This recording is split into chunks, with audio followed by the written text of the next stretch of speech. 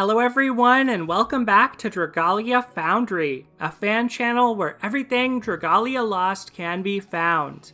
In today's video, I will be spending elemental tomes for the very first time.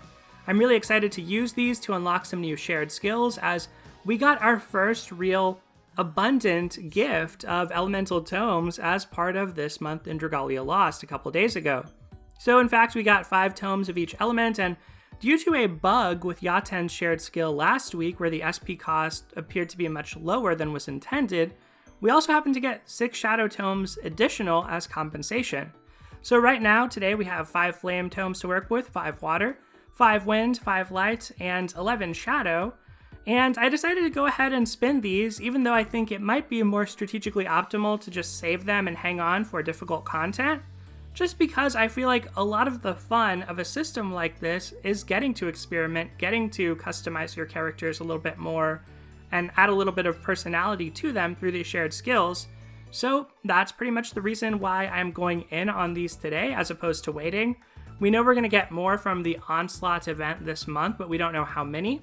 And looking over the tomes and the amounts that we got, I feel like there's enough skills that I do want to unlock that I feel pretty happy with the choices I'm prepared to make today.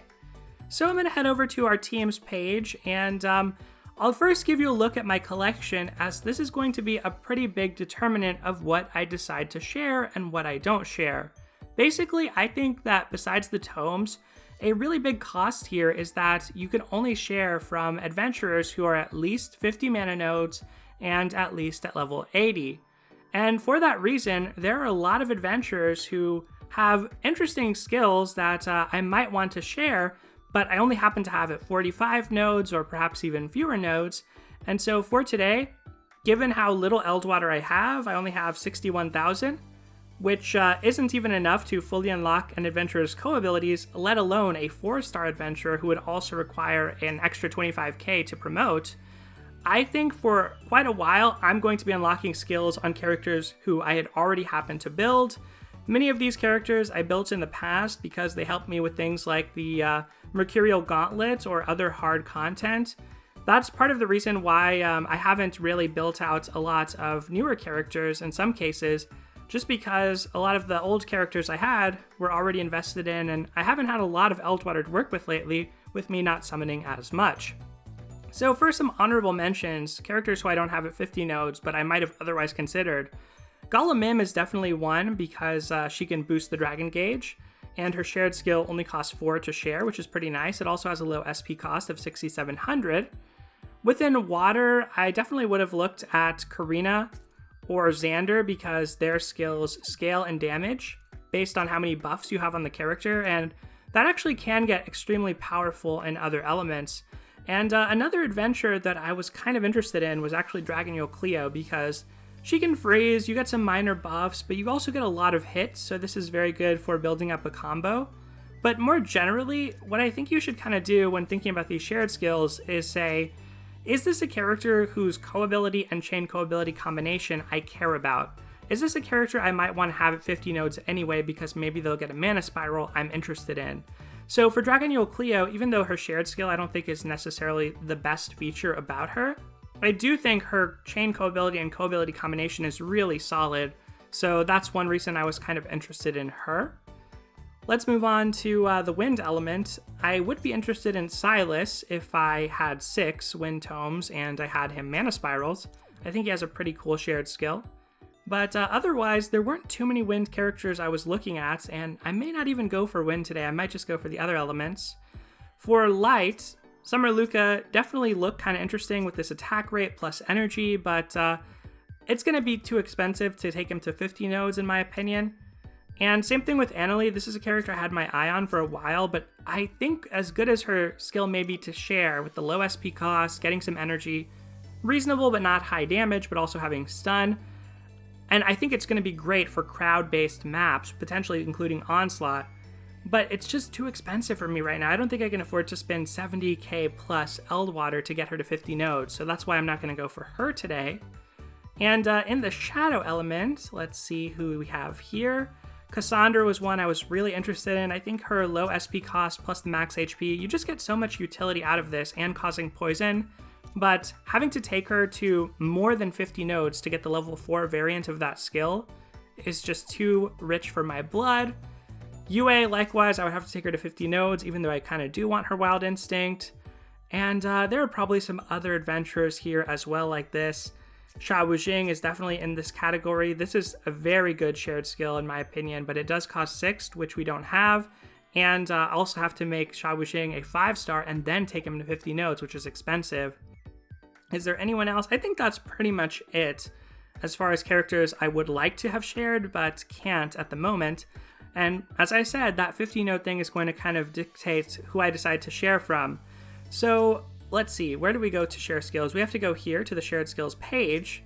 This is where we can unlock them, and let's start by unlocking Flame. So with Flame, among all the characters I have at 50 nodes, some of them might provide minor utility effects like Mikoto, but I already know that Mikoto's effect is technically smaller than what I could get from Summer Luca. So I'm really not as interested in unlocking Mikoto today, even though the attack rate up seems kind of cool. It's only for 10 seconds. I'm also not interested in Reina. Burning, good DPS, seems okay, but not particularly powerful. And my Marth isn't 50 nodes or even Mana Spiraled, so that's kind of off the table for me.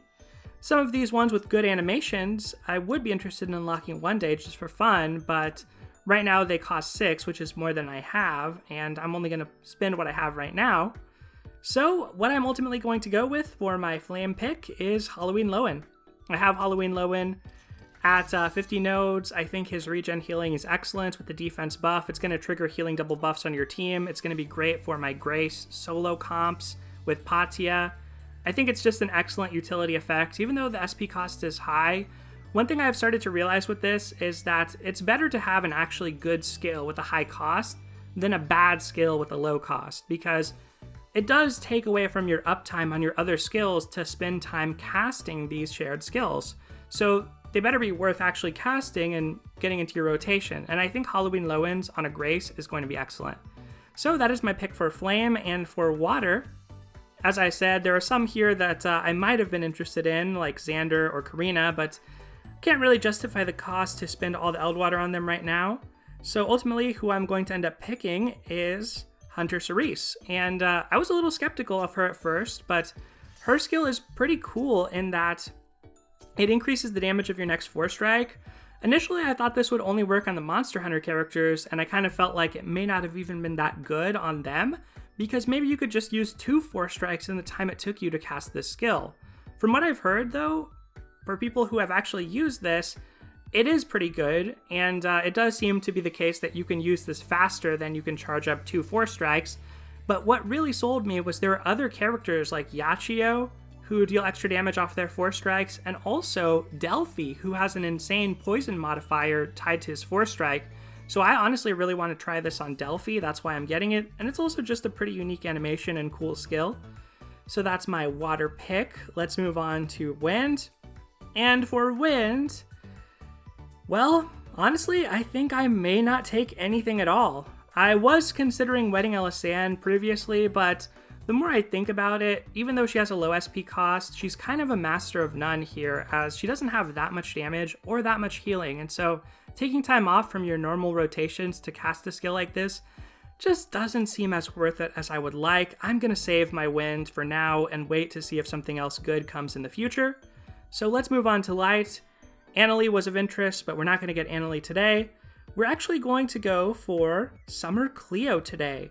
Summer Cleo has been exciting to me. She happens to be at 50 nodes from a Mercurial Gauntlet experiment I did last December, I want to say. It was when I cleared level 55 of the Shadow Gauntlet. But she provides 4 buffs of a small duration. I think you get Strength, Critical Rate, Skill Haste, and one more buff. Can't remember what it is off the top of my head. Let's click here. Yeah, Strength, Critical Rate, Skill Damage, and Skill Gauge Fill Rate. This is a little bit weird, but I want to try this on characters whose damage scales off the buffs they have.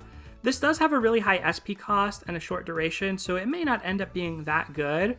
But also my dream, and one thing I think would be kind of fun, is I want to try this on Laranoa. Laranoa with some buff time chain co-abilities, she already can fill her own skill gauge rate on her second skill. This gives her another way to fill or increase skill gauge rate. Something like Gaibne and Krydne as a dragon. Like, I'm excited to try and make a turbocharge SP generating Laranoa.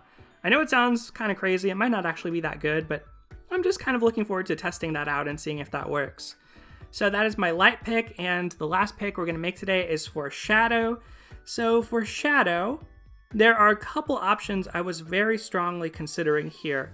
There are a lot of good 7-cost Shadow, and now that we have Yaten plus the 5 from this, we have some options. So if it were just 5, I might have looked at Patia, but frankly, Patia's SP cost when shared is really high, so I'm even not sure if she's worth it compared to just a regular defensive buffer. Sure, you get the strength, but the infrequency of this means you're not triggering your healing double buffs as often.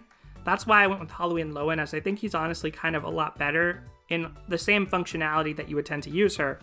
Durant was another one some players picked up last week, but my Durant is nowhere close to being shareable, and I also don't rely on a lot of the gimmicky last offense type characters or setups, like the Fjorm setups that people take to HBH, where Durant or Yue would have been really great pickups for them.